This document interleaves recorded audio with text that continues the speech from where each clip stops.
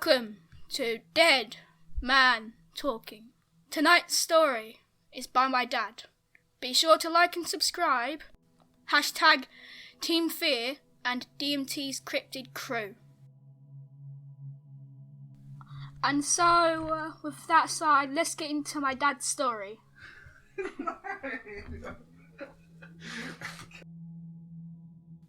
The Backpack Off the Trail.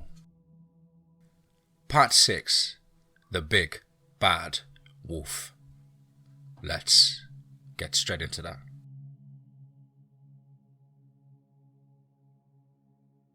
The next morning we set off later than the usual at around 11 a.m.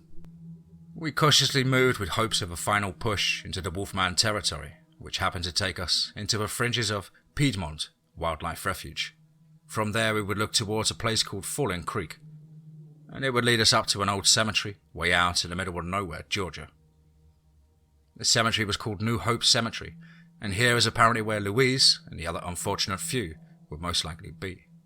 Getting there was going to take the best part of an evening, but Tick insisted that it was better as we would have the cover of darkness and the element of surprise.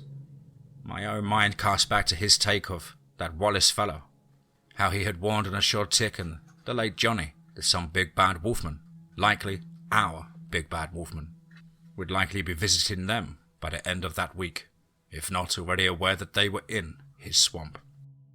That thought sent a cold shiver up and down my spine as we hopped over more and more fallen timber. The topography of this end of the swamp took on a darker, somber ambience compared to the day before, and Tick reassured us that the wolfman would have a small pack of lesser wolves, but when you think about it, they were only lesser to himself. We were in above our heads, and my opinion was that we should leave and never return. But, last Dave, Ed and Katrina wanted to push forward in hopes of finding any sign of their lost loves and friends.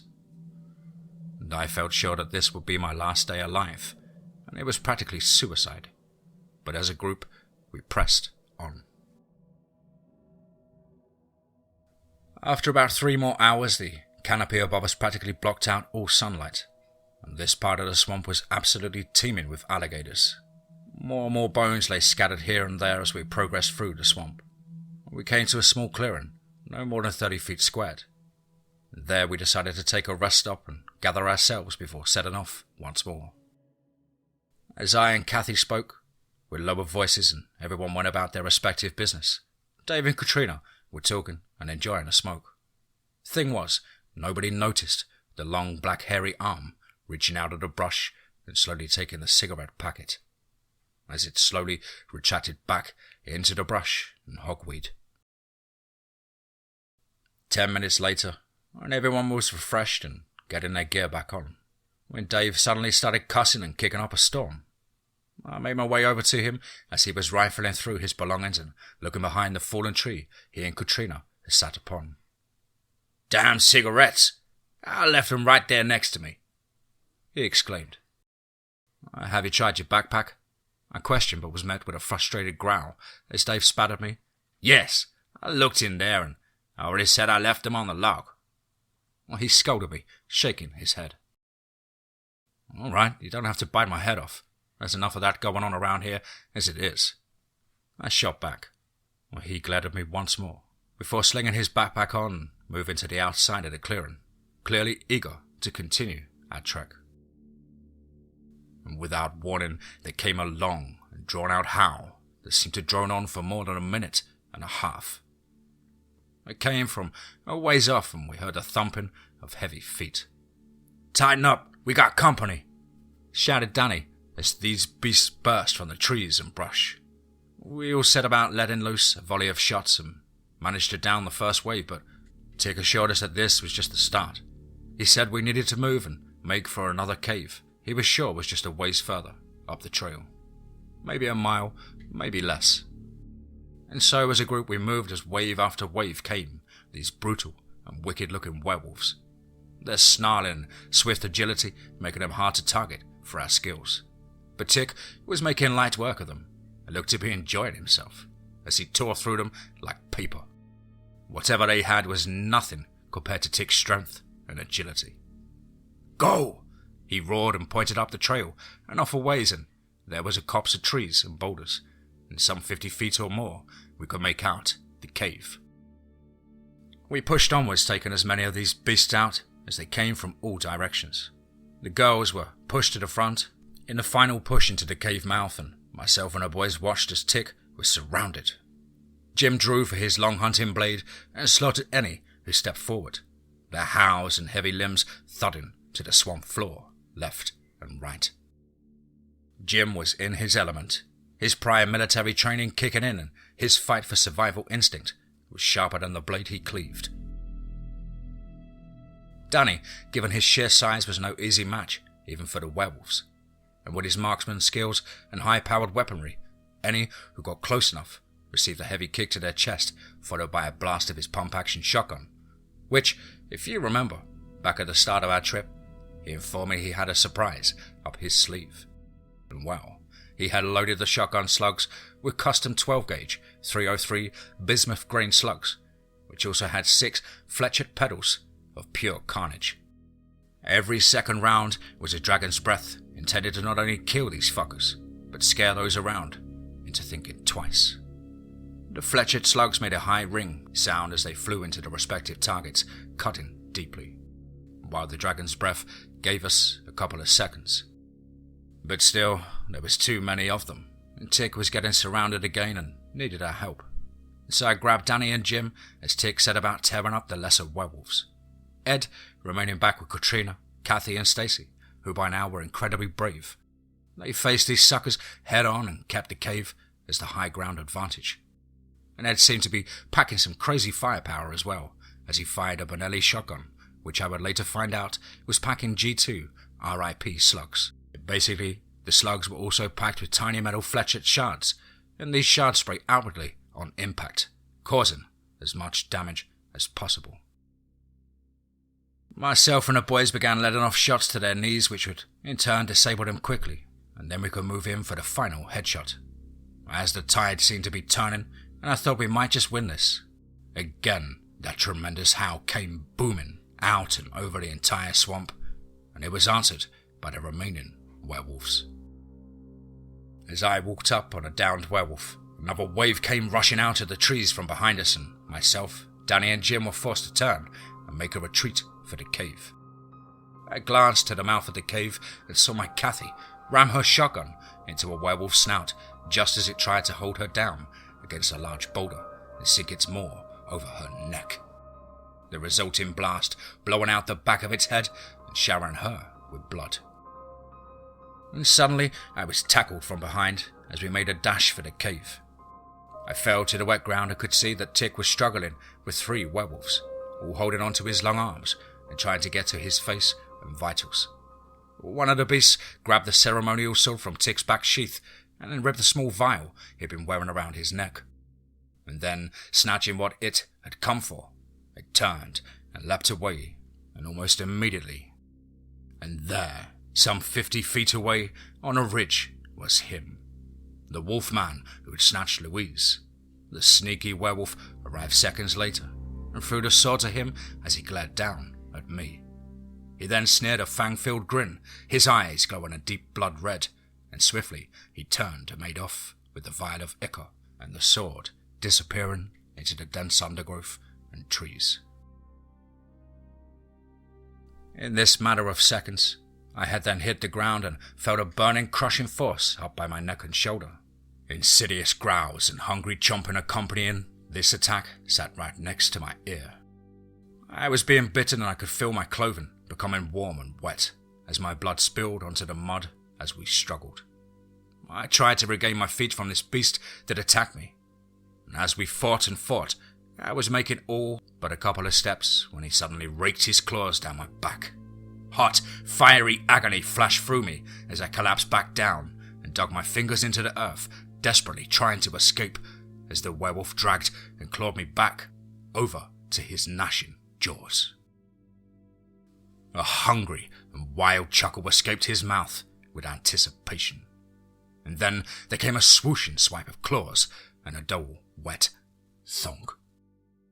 The beast's large head came toppling to the ground right next to me, its red eyes looking into mine, shocked at its demise.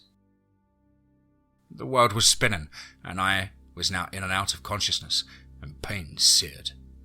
Suddenly, I was grabbed up off the ground. As I looked up and saw Tick had dragged me up and was heading back to the cave. Danny and Jim followed close behind, letting off shots as Ed and the girls held their flanks. They set up a line of fire at the mouth of the cave. Tick apparently rolling some kind of larger rocks or boulders to make it harder for them to get in. Gradually, their numbers fell and their confidence with it too. I was brought to the back of the cave as Kathy tried desperately to staunch the bleeding. But it was no use. I was bleeding out of my jugular vein and had maybe minutes to live. One lesser, who appeared to be a lot smaller than the rest, tried to scurry in and grab a hold of Jim as he was fending off the last of them. This lesser was soon subdued by Tick. Tick dragging him into the cave and beating him unconscious, which apparently took a number of minutes. The sword, I gasped to Kathy as she cried and cried. Don't speak, she calmly said to me. As I lay there bleeding out, Tick came into view, his face a somber recognition of the circumstances I now found myself in. He slowly came and sat down closer, and then reached over and placed his hand on top of Kathy's as she desperately was trying to stop the bleeding. She glanced up at his face, and he shook his head as if to say, no, well, it's okay, and there's nothing you can do. Her eyes flooded with tears as she collapsed onto my chest, and I tried to raise my right arm to hold her tight as I could, but slowly and surely my world darkened around me. My vision growing narrower and narrower, like a tunnel almost. Gradually, I calmed and accepted that this was it. A shitty way to go, but a valiant one. Moments later, and I had slipped into a dark oblivion. My last memories and moments of my first life were hearing Kathy, my beautiful wife, crying out my name, and Stacy and Danny holding each other, as slowly my friends surrounded me one by one, and then everything faded to black.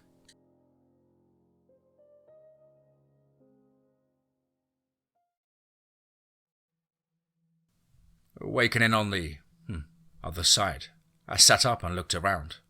I was in a deep dark pine forest, and the sky barely visible through the thick blanket of pine trees above me. The air smelled foul, and a warm dusty breeze blew in carrying more of that unknown stench. The wind howled as it raked its way through the branches and twiggy canopy, making a ghostly ambience blanket this strange world. Getting to my feet, I noticed that my wound was healed and my clothing looked fine, almost brand new. I brushed away the dead pine needles on my legs and jacket, picking up a few annoying ones from the tops of my boots, before looking left, then right, and making for a small game trail that ran directly to my left. While the forest was silent and not a bird or critter was in sight. My crunching footfalls were all that accompanied my thumping heart. Sweat was beading across my brow as I cautiously hiked up and over the valley I had found myself in. The flora was also strange, as the normal deep greens and brown, light yellows and cream hues were now replaced by a light turquoise, dark purple, or deep grey. Some even seemed to blur for a second or two, like static on an old TV. I noticed these were getting more and more common as I tried different trails from the one I was using.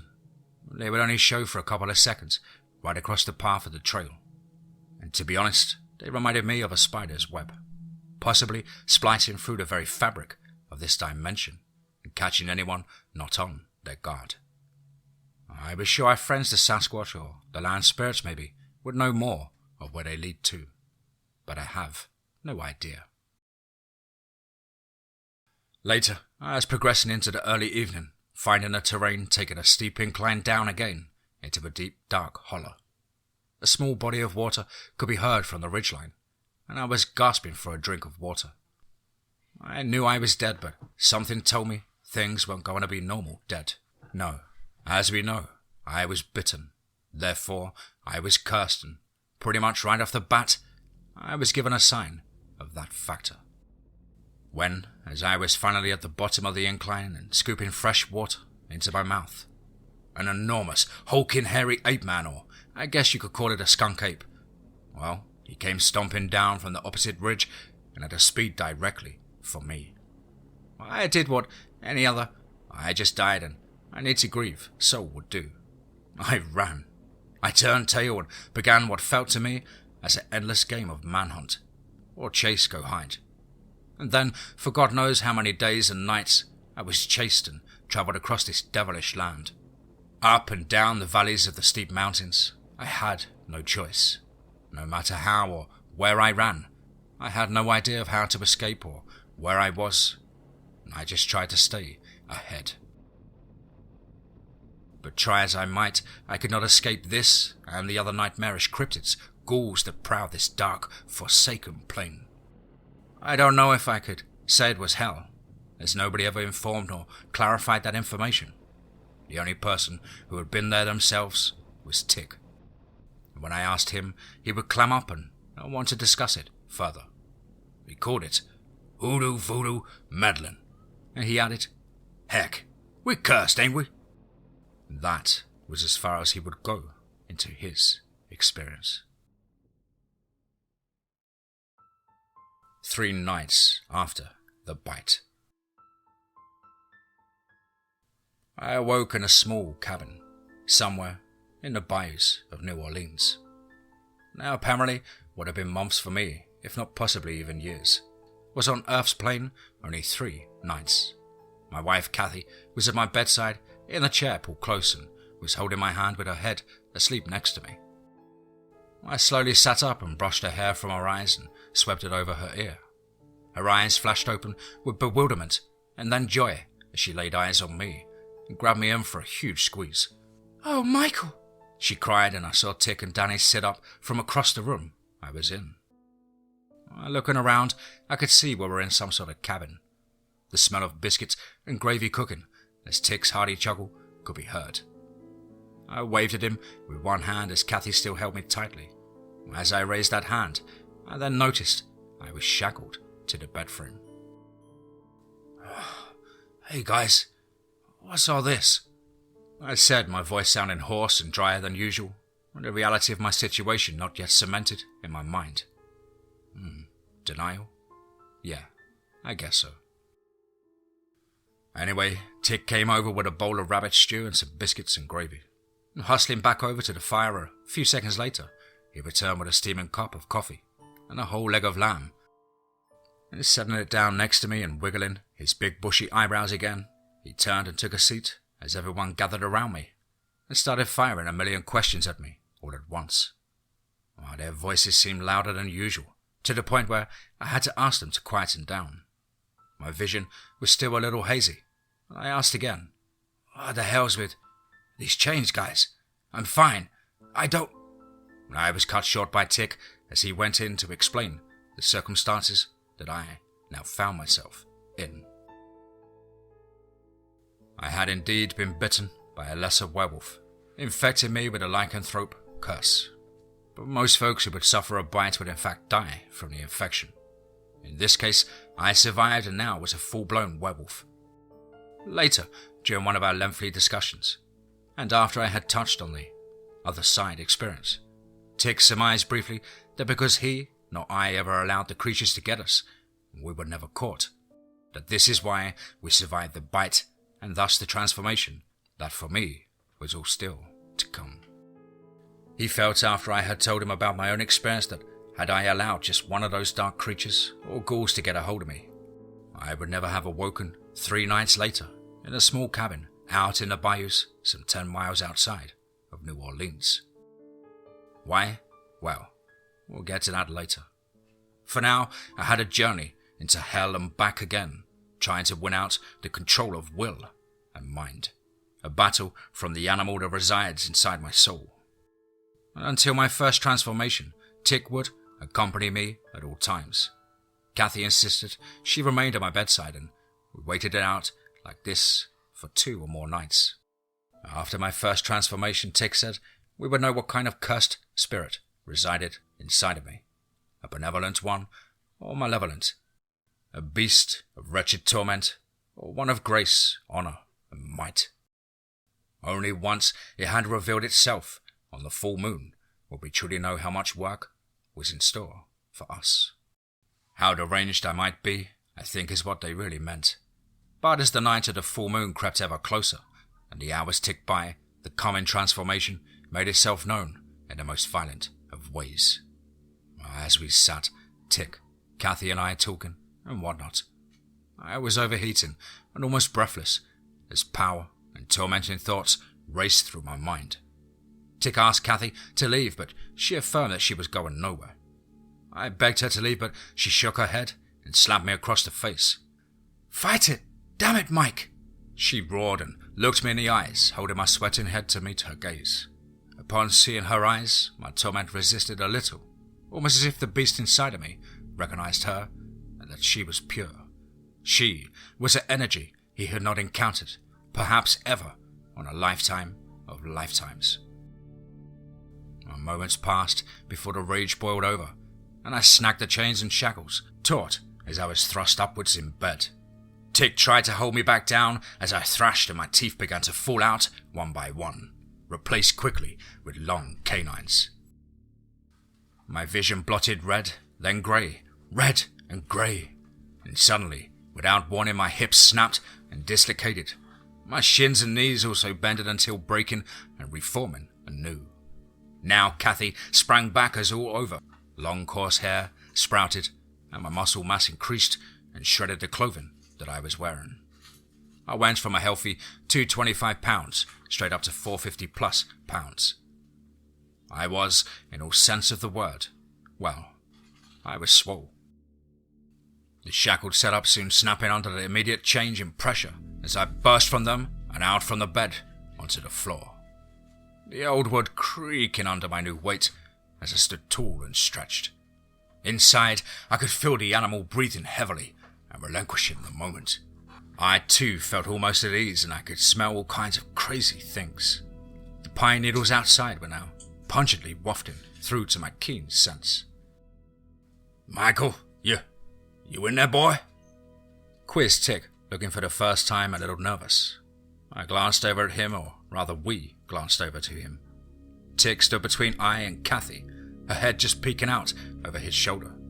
The animal inside of me groaned a heart and chest rumbling moan, much like a good Alsatian might make before slumping down to rest.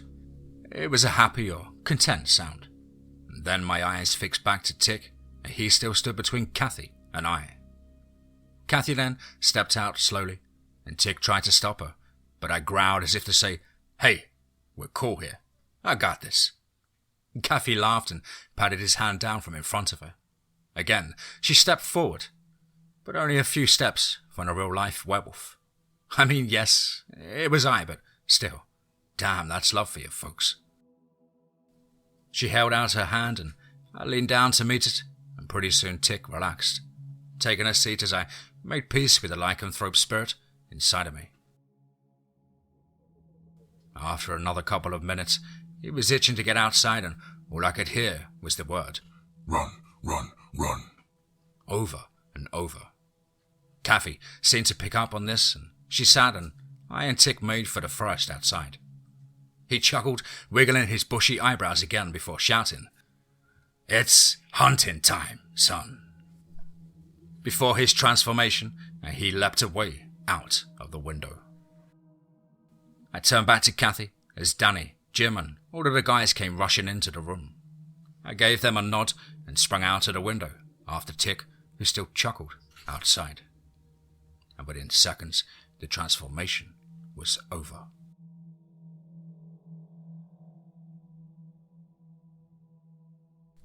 We spoke for a couple of hours that night when we came to a lake some 10 miles away. I learned that we had left the cave, myself unconscious, and being carried by Danny over his shoulder. Tick cleared the way as we made a dash for the church next to New Hope Cemetery, to the north of that position. From there, we would head towards the industrial plant and grab a truck and head to New Orleans. But, as we got on the trail, some minutes after leaving the cave, the pack, it was back, howling into the night as we ran for our lives. Just when all seemed done for, Just as they began to encircle us, we came to a country road and crossed hastily. As they descended behind us, a big rig came screeching past behind and wiped out most of the pack. The boys and girls laid waste to the remaining wolfmen and executed the broken. And seconds passed on that foggy country road. The big rig's engine coming to a halt and the cab door swinging open, and out jumped a dog and a guy named Alan, his eyes wide, hands reaching for his trucker cap as he stepped around the front and gazed upon the scenes before him. On one side there stood a group of people, one looking bloodied and half dead. That's me. The rest also covered in muck and gore, panting for dear life as their hearts thumped in their chests. On the other side, and laid out in front of him, a cacophony of moaning and gurgling growls as some clung to their existence. Odd limbs and torsos strewn across the road, basking in the yellowish glow of the rig's headlights. You folks all right? The man questioned with apprehension and honesty. Yeah, I want to call a ambulance, he added. It's okay, sir. Thanks for the offer, but buddy here just had too much to drink. Jim drew a blank apparently, and so Kathy cut in to the rescue. Can you please give us a ride to the next town? We broke down after leaving a party and got lost trying to find a shortcut, she added. The man scrunched his trucker cap between his hands and pursed his lips. He was clearly unsure of what to do. His dog was alert and rigid with tension. He sensed something was amiss, even if his old man didn't. Just then, a loud crack of tree limbs followed by the familiar howling rang out from up a ways. The driver's dog began barking and ran in front of the man, and seconds later, a single young wolfman leapt from the tree line, claws outstretched and ready to maul. But before anyone could react, the guy drew a .50 cal python from his jacketed concealed holster and blew its face in half. The young wolfman landed in a tremendous faceplant before rolling down the opposite embankment. Whoa! What in the hell is going on around here? Shouted the driver as he scanned the tree line. As a group, everyone followed his gaze, and apparently, the longer they stood and looked, the more red and yellow eyes glared back at them from up the embankment. All right, folks, hop on in. Let's get you out of here. Captain! Captain! Get in! Now, boy! He shouted to his dog whilst waving our group over. As we all scrambled inside his cab, some having to jump in the back trailer, and myself still out of action, apparently. The pack descended in one last attempt. Danny was the last in and slammed the cab door shut as the driver floored the gas, and the chase was on. Name's Alan, folks.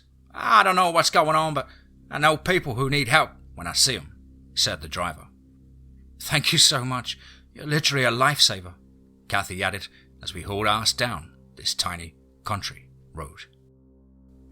It was a messy affair, but ultimately we got away eventually. Luckier for us, Alan was returning home from a grueling 6-week job and was now heading back to New Orleans.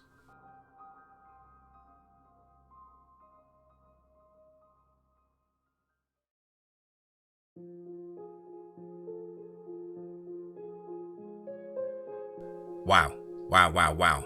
Hopefully another one. Wow. Chest pounding and hopefully terrifying stuff. But of course, guys and girls, please do let me know what you thought down below in the comments box. Please do like and share. It really does help with the channel and our community further. And why not hashtag TeamFEAR and DMT's Cryptid Crew. If you're an aspiring writer, or would just like to have a crack at things like myself here, then please do get in touch with me at the brand new email address, which is contactthedeadone@gmail.com. I really look forward to hearing from you. I hope everybody's had a fantastic week at work or school studying, or perhaps you are a long distance driver like Alan in our story. Whatever it is that you do, I hope you're enjoying it and you're taking a fight back to life and getting stuck in. But above all, guys, remember, be safe. not sorry.